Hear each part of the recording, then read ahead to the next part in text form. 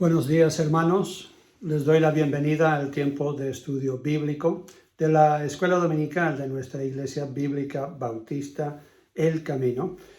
Damos las gracias que hayan tomado el tiempo para invertir en el estudio de la Palabra de Dios. Y estamos justo en esa serie donde estamos hablando de cómo mejorar nuestro estudio, cómo mejorar la interpretación de las Escrituras cuando la estudiamos. Y hemos estado hablando del lenguaje figurativo.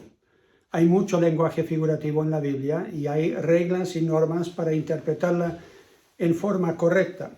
Hubo un tiempo en la historia de la Iglesia en que se interpretaba toda la Biblia en forma alegórica y algunos de los autores sobreviven hoy día en devocionales y en diferente literatura cristiana, y cuando la gente lee esos autores tienen la tendencia de seguir la misma onda, de seguir la misma forma de interpretar las Escrituras.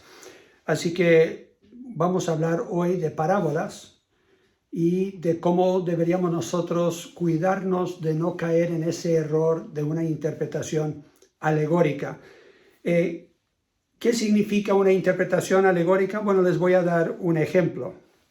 La primera regla, podríamos decir, para interpretar bien las parábolas de Jesús es asegurarnos de que no estamos interpretando en forma alegórica. No estamos buscando la quinta pata al gato, no estamos dando significado espiritual a cada elemento de la historia, sino simplemente estamos buscando una interpretación como la que muchas veces Jesús mismo le da a cada una de estas parábolas. Les quiero dar el ejemplo de Lucas capítulo 10. En Lucas capítulo 10 tenemos la historia que muchos llaman el buen samaritano. Muy conocido, algo que a mucha gente le gusta esta historia porque habla de cómo deberíamos amarnos nosotros los unos a los otros, aunque quizás no entendamos muy bien el escándalo que sentía la gente de ese tiempo al pensar que sería posible que hubiera un buen samaritano en alguna parte del mundo, porque nadie en ese tiempo creía, los judíos no creían que los samaritanos fueran capaces de hacer algo correcto, de ser buenos. Para ellos eran personas desechables realmente. En el versículo 30 de Lucas capítulo 10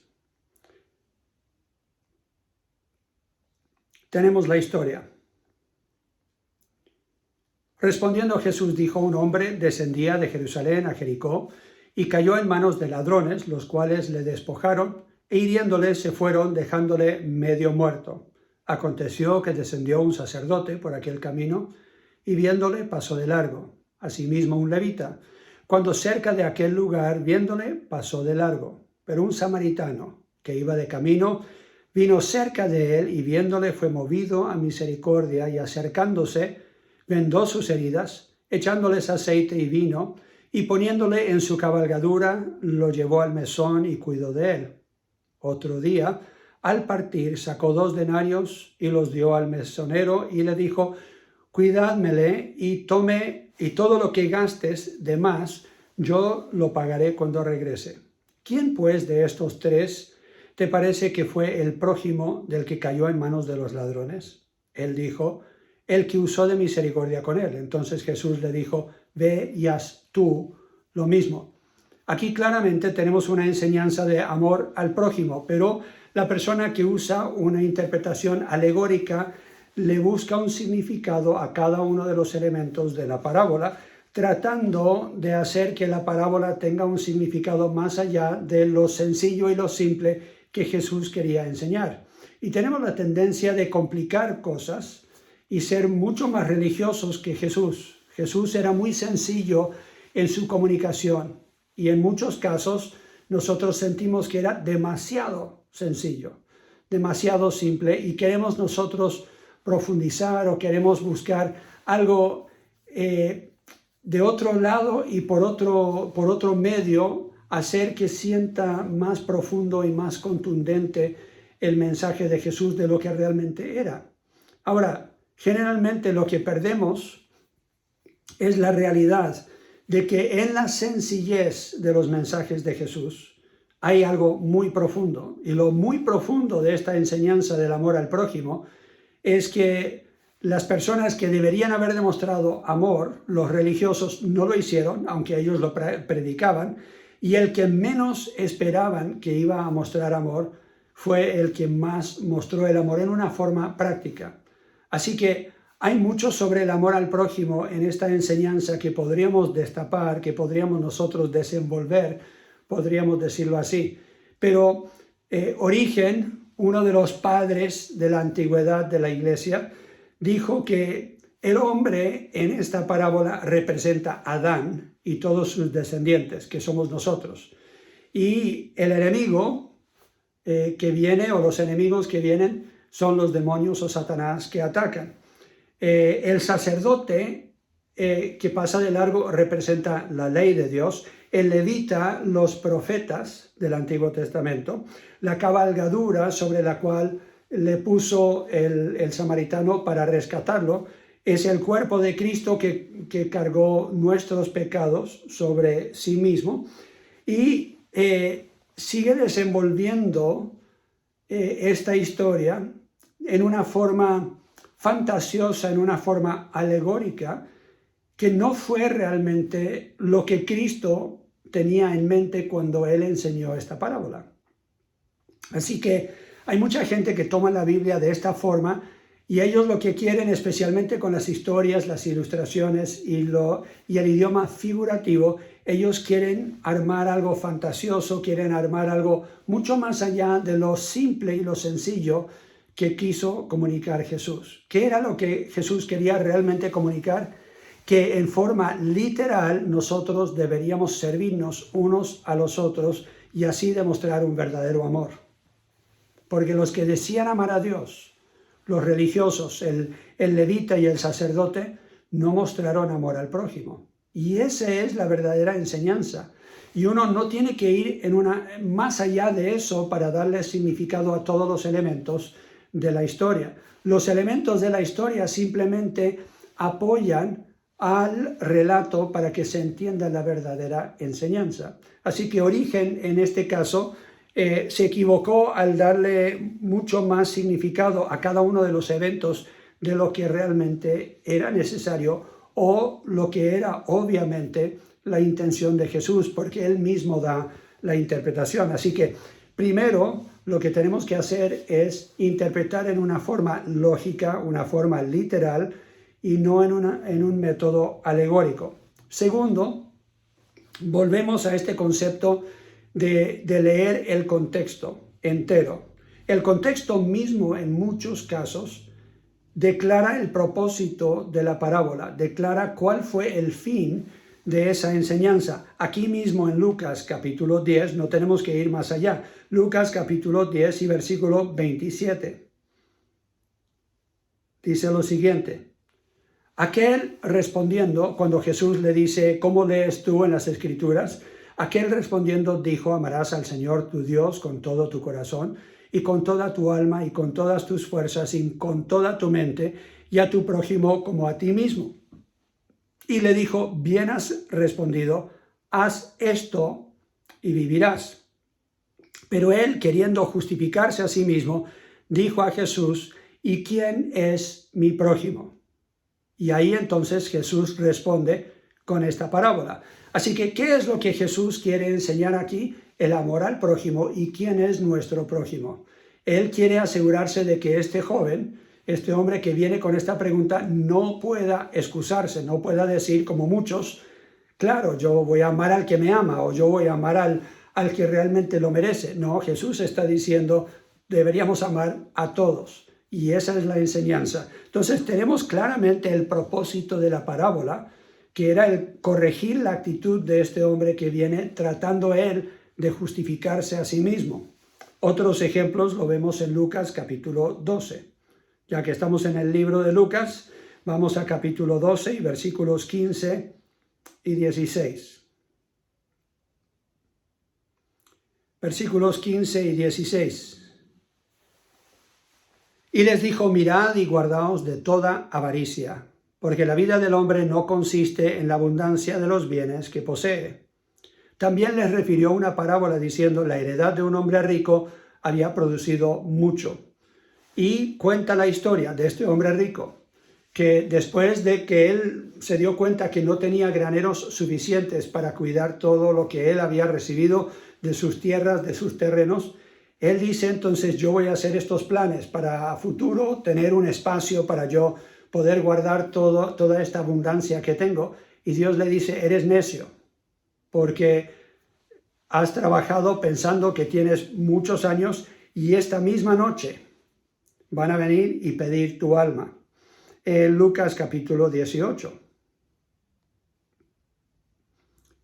Lucas capítulo 18. Claramente entonces Jesús dice, él quiere corregir la avaricia de este joven y sabemos entonces cuál era el propósito de su enseñanza en esa parábola. En Lucas 18 y versículo 1 dice, también le refirió Jesús una parábola sobre la necesidad de orar siempre y no desmayar. Y habla entonces de un juez injusto y una viuda que seguía continuamente buscando que él le hiciera justicia a ella y su situación. Y entonces la enseñanza aquí es bien clara. ¿Por qué? Porque Jesús dice aquí que Él les da esta enseñanza para que ellos sientan la necesidad de orar siempre y no desmayar en sus oraciones. Cuando en estos pasajes tenemos una declaración tan clara del propósito de la enseñanza de Jesús en la parábola, al leer el contexto ya vamos a saber, no tenemos que buscar otro significado, no tenemos que darle otra importancia, sino la que Jesús mismo le quiso dar. Número 3, lee el contexto cultural. Muchas veces nosotros no entendemos la cultura del tiempo de la Biblia y hablamos un poco de esto antes. Y especialmente cuando estamos hablando de algunas parábolas, es difícil para nosotros imaginar de qué está hablando Jesús. Cuando Él habla de plantar y cosechar, muchos de nosotros no vivimos en un lugar rural, no vivimos en una finca o una estancia o en un lugar donde se tiene que estar trabajando la tierra. Y entonces simplemente no entendemos todo lo que significa ese proceso de labrar la tierra y de poner la semilla. Lo tenemos en nuestra mente, pero en forma teórica. Jesús estaba hablando a gente que vivía del campo, que sabía qué era lo que se tenía que hacer para producir una buena cosecha. Entonces, cuando Jesús habla de los 4 terrenos, ellos entienden por qué la semilla no brotaba correctamente en algunas áreas, pero sí en el terreno que ya se había preparado. La lección ahí es que deberíamos nosotros preparar el corazón para recibir la palabra de Dios, para que produzca fruto en nuestras vidas. Otro ejemplo son las 10 vírgenes mencionadas en Mateo capítulo 25, esperando que llegara el día de la boda, la fecha de la boda, pero no sabían exactamente cuándo iba a ser la boda, el horario específico. Y uno hoy día diría, pero ¿quién no sabe el horario de una boda? En ese tiempo no tenían relojes, en ese tiempo no tenían la forma de hacer horario, como hoy día simplemente daban el día, pero no se sabía exactamente la hora. Entonces todos deberían haber estado preparados para la boda y deberían haber tenido suficiente aceite, y no lo tuvieron algunas de ellas. Entonces a veces no interpretamos bien o no entendemos bien una parábola, o la vemos un poco fantasiosa o exagerada, porque no entendemos la cultura de ese tiempo y tratamos de imaginarla en la cultura de nosotros, de nuestro tiempo. Así que tenemos que entrar también en el contexto de la cultura de ese tiempo para entender qué es lo que el Señor Jesús está enseñando. Número 4, lee hasta el final. No termines en la mitad, no termines antes de que realmente termine la parábola o que termine las instrucciones de Jesús después de la parábola. Volvemos a Lucas capítulo 10. En Lucas capítulo 10 seguimos con esta misma historia del buen samaritano, Lucas 10, 36. Si seguimos leyendo, vemos que Jesús aquí mismo explica. Él dice, ¿quién pues de estos 3 te parece que fue el prójimo que cayó en manos de los ladrones? Él le dijo, el que usó de misericordia con él. Entonces Jesús le dijo, ve y haz tú lo mismo. Esa es la aplicación. Tenemos nosotros que hacer lo que hizo el buen samaritano. Encontramos una persona en necesidad, si realmente vamos a amar al prójimo, vamos a nosotros aportar hasta sea económicamente de nuestros bienes, si tenemos como tuvo él un animal que ocupó, lo que sea, nosotros nos vamos a ocupar con esta persona de hacer todo lo necesario para que ellos tengan todas sus necesidades suplidas. Y esa es la forma realmente de amarnos los unos a los otros. Cuando no lo hacemos, no estamos cumpliendo el verdadero significado, la verdadera enseñanza de esta parábola. Lucas 12 y versículo 21. Lucas 12 y el versículo 21. Cuando Jesús aquí está diciendo que este rico esa noche iba a morir, y de quién será todas esas cosas que él ahora tiene atesoradas aquí en la tierra. Leamos del 20, dice, pero Dios le dijo, necio, esta noche vienen a pedirte tu alma, y lo que has provisto, ¿de quién será? Así es el que hace para sí tesoro y no es rico para con Dios. ¿Cuál es la enseñanza de esta parábola del rico que murió en una forma repentina? La enseñanza es no estar cayendo en el error de la avaricia, y deberíamos más bien nosotros ser ricos para con Dios. Ese es el relato, ese es el significado. Jesús mismo nos da el significado de la parábola. Así que tenemos que leer hasta el final de la enseñanza. No solo el contexto anterior, sino también el contexto que sigue. Tenemos que asegurarnos de haberlo leído completo y no estar así buscando una explicación de la parábola si Jesús mismo ya dio la explicación. Número 5, deberías buscar la enseñanza principal. Tenemos un error nosotros, los pastores, los predicadores. Generalmente estamos tratando de sacar 3 puntos y un poema para un sermón, o estamos tratando de sacar 5 puntos o 7 puntos o lo que sea. Y muchas veces cuando se enseña de una parábola, entonces tenemos que buscarle múltiples significados. La verdad es que Jesús era muy simple, muy sencillo cuando él enseñaba por parábolas. Y una parábola tiene un significado o una enseñanza central principal. No tiene 3, no tiene 4, no tiene 10.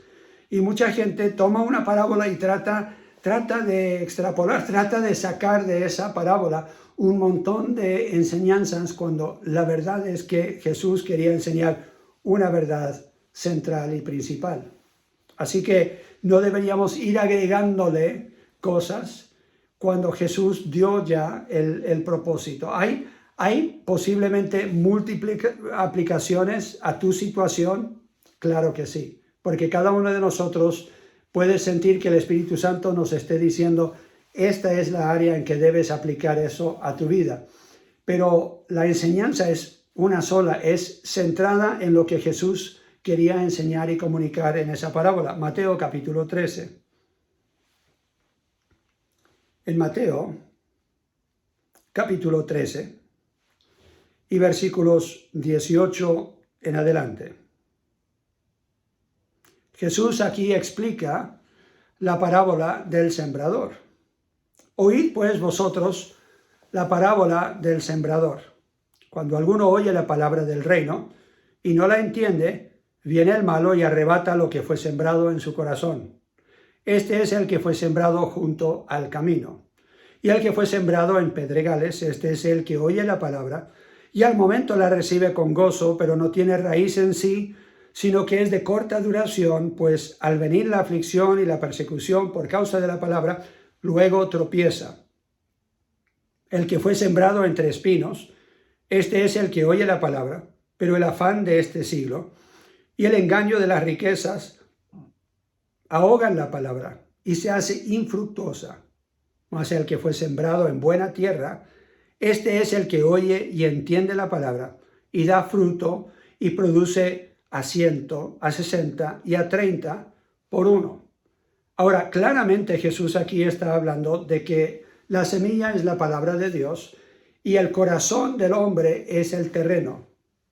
Y uno debería ser responsable para asegurar de que no hay tropiezos, no hay cosas que estén ahogando la palabra de Dios, que no tengamos un montón de distracciones, que no tengamos otras cosas que tomen el lugar de Dios y su palabra en nuestras vidas.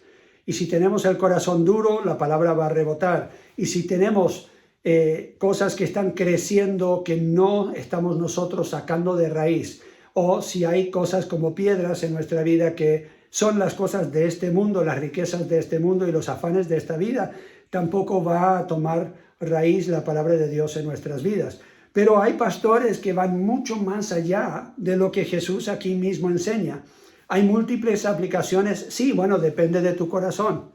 Si tú eres de corazón duro y la palabra de Dios simplemente rebota, es probable que no seas salvo, es probable que no tengas el Espíritu de Dios en ti. Entonces la aplicación ahí podría ser: tienes la seguridad de tu salvación, has nacido de nuevo espiritualmente.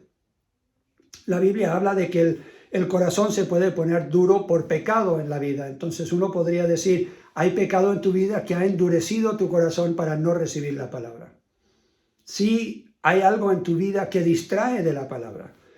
No necesariamente cosas que sean pecado, pero pueden ser tu trabajo, tu familia, muchos quehaceres en la vida y no tienes tiempo para la palabra. Entonces ahí podrías hacer aplicación de los otros terrenos. Pero si vamos mucho más allá de eso, le estamos dando otro significado a estos pasajes y Jesús claramente está diciendo que nuestro corazón debería estar preparado para poder recibir la palabra de Dios y así tener una transformación de adentro hacia afuera. Hay muchas personas que dicen: yo puedo simplemente esperar que el Espíritu Santo haga su obra en mí. Y eso es cierto, pero Él ocupa la palabra de Dios para hacerlo. Tenemos que alimentarnos de la palabra y el Espíritu Santo obra por medio de la palabra de Dios para transformarnos a la imagen de Jesucristo. Así que es importante nosotros tener la palabra y preparar el corazón para que realmente dé fruto y no tengamos estas otras cosas que estorben la obra del Espíritu Santo por la palabra en nuestros corazones.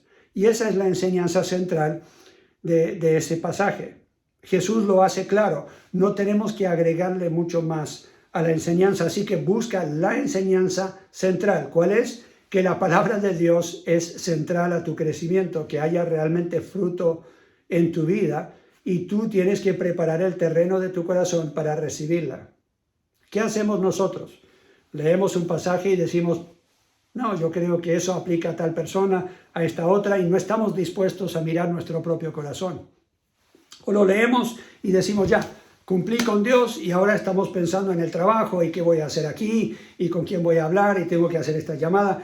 Y no permitimos en un tiempo de meditación y oración que el Espíritu de Dios nos redarguya, nos corrija, nos instruya en los caminos del Señor para que realmente produzca fruto su palabra. Así que hay mucha enseñanza que podemos sacar de una parábola.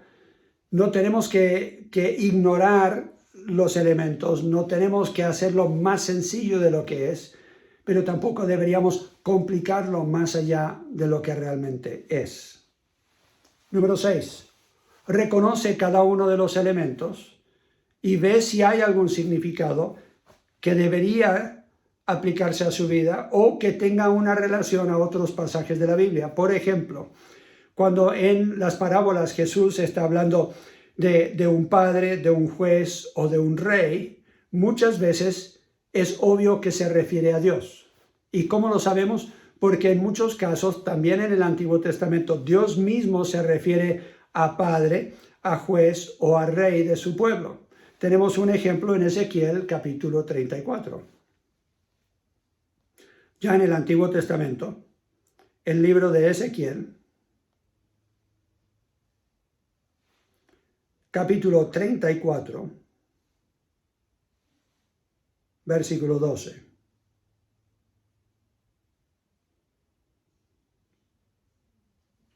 Como reconoce su rebaño el pastor el día que está en medio de sus ovejas esparcidas, así reconoceré mis ovejas y las libraré de todos los lugares en que fueron esparcidos el día del nublado y de la oscuridad. Jesús aquí está hablando de su pueblo, Israel, que serán esparcidos por el mundo.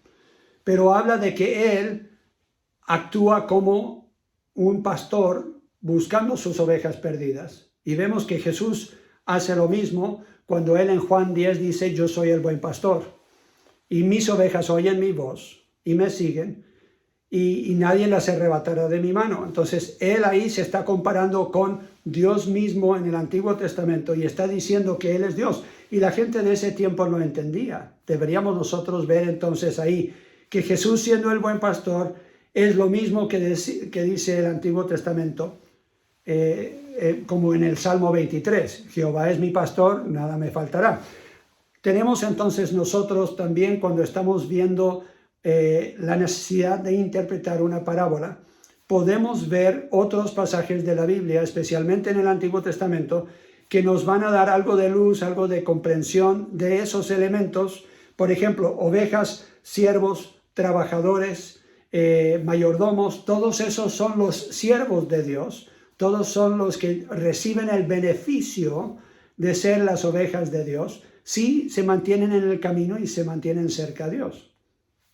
Las enseñanzas de la Biblia muchas veces se repiten simplemente con otros elementos o con elementos muy similares, pero con otra historia. Así que Jesús tomaba esos elementos, especialmente del Antiguo Testamento, y simplemente les daba otra figura, otra aplicación, pero la verdad es que el mensaje era simplemente el mismo, Dios buscando a lo que se había perdido, por ejemplo, o el Padre Celestial queriendo bendecir a sus hijos que obedecen, o el Rey que vendrá y establecerá un reino equitativo y un reino de unas leyes que realmente son de beneficio para el pueblo de Dios.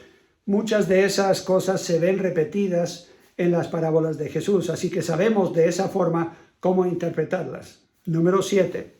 Entiende los propósitos por el cual Jesús enseñó por medio de parábolas.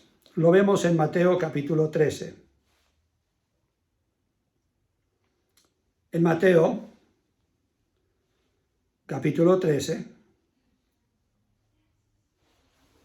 versículos 10 al 17.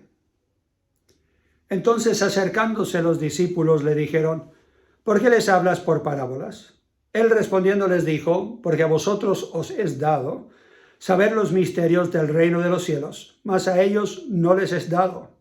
Porque a cualquiera que tiene se le dará y tendrá más, pero el que no tiene aún lo que tiene le será quitado. Por eso les hablo por parábolas, porque viendo no ven y oyendo no oyen ni entienden, de manera que se cumple en ellos la profecía de Isaías que dijo, de oído oiréis y no entenderéis, y viendo veréis y no percibiréis, porque el corazón de este pueblo se ha engrosado, y con los oídos oyen pesadamente, y han cerrado sus ojos, para que no vean con los ojos y oigan con los oídos, y con el corazón entiendan y se conviertan, y yo los sane. Pero bienaventurados vuestros ojos, porque ven, y vuestros oídos, porque oyen. Porque de cierto os digo que muchos profetas y justos desearon ver lo que veis, y no lo vieron, y oír lo que oís, y no lo oyeron. ¿Cuál es la clave de las parábolas en este pasaje que Jesús mismo está explicando? Muchos dicen, Jesús hablaba en parábolas para que la gente no entendiera, y eso no es justo, porque entonces, si ellos no entienden, no es culpa de ellos, Él está hablando en parábolas, y ellos claramente no pueden entender o no pueden comprender si es que Dios no quiere que ellos entiendan. No es lo que el pasaje está diciendo.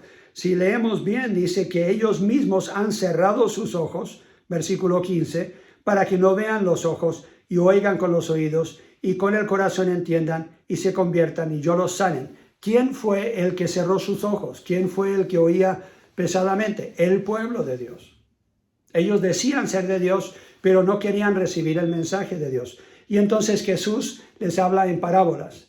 Ahora, si ustedes realmente tienen un deseo de saber las cosas de Dios, tienen un deseo de conocer mejor a Dios, y alguien como Jesús te enseña una parábola, ¿qué es lo más natural? ¿Cuál es la reacción más natural si no entiendes? Vas a preguntar. Y eso hacían los discípulos, eso hacían los más cercanos a Jesús. Ellos iban y decían, explícanos la parábola. La gente muchas veces no lo hacía porque bien en el fondo querían más bien el pan que el Señor les daba o la sanidad de sus cuerpos, pero no buscaban entender la palabra que Él les enseñaba. Ellos estaban dispuestos a escuchar una buena historia y dejarlo ahí nomás. Y mucha gente es así hoy día.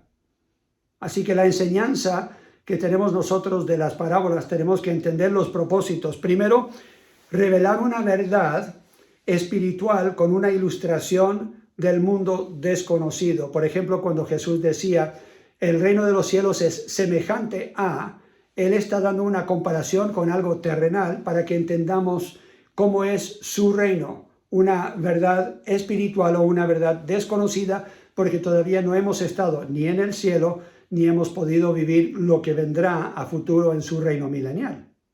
Entonces, el primer propósito era revelar una verdad espiritual con una ilustración terrenal. Pero segundo, era esconder la verdad de los que no querían aceptarla y asegurar de que los que sí tenían un deseo de aprender, indagaran, preguntaran, investigaran. El que realmente quiere, va a investigar. El que realmente quiere entender la palabra de Dios, la va a escudriñar, la va a estudiar, va a pedirle a Dios que le ilumine para que ellos puedan entender su palabra. Esa es la realidad hasta el día de hoy. Si olvidas todo lo demás que he dicho hoy, quiero que recuerdes esta cosa. Es algo muy sencillo. Cuando lees una parábola, simplemente pregunta, ¿por qué? ¿Cuál es el propósito de esta parábola? ¿Por qué dijo Jesús estas cosas? ¿Por qué enseñó esto? ¿Por qué lo dijo en este momento? Y ahí entenderemos, porque con esa respuesta vamos a ver el verdadero propósito de esa parábola. ¿Cuál fue la enseñanza principal? No tenemos que estar buscando entre todos los elementos y complicar las cosas, sino buscar simplemente contestar esta pregunta. ¿Por qué enseñó Jesús esta parábola? Y ahí entenderemos nosotros el propósito y podremos aplicarlo a nuestra vida o ayudar a otros a aplicarla a sus vidas.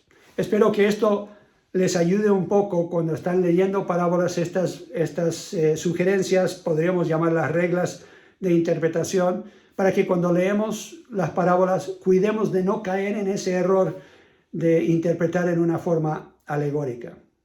Oremos. Padre Celestial, lo que queremos con este tiempo de estudio es respetar tu palabra y querer interpretarla de tal forma que podamos aplicarla a nuestras vidas.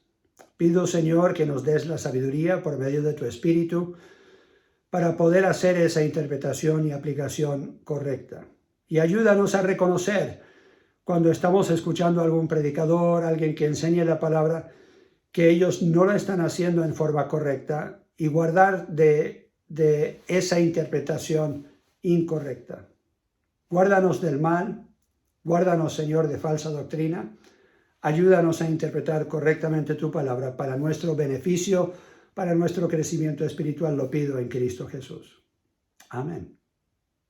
Ahora es tiempo de adorar.